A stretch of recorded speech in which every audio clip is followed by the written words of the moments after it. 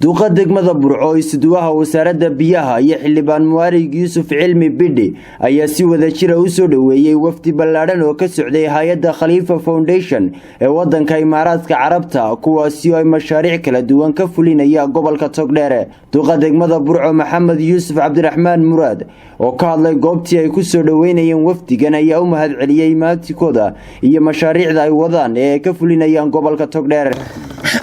حقيقة مشاريع بدن بي يدي ودنك كوضع وأنا كل مهتمين وأنا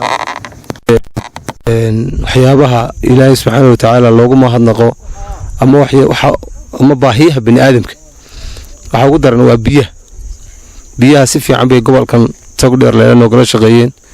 ilaa 14 ceel bay imika qodeen oo laga cabaa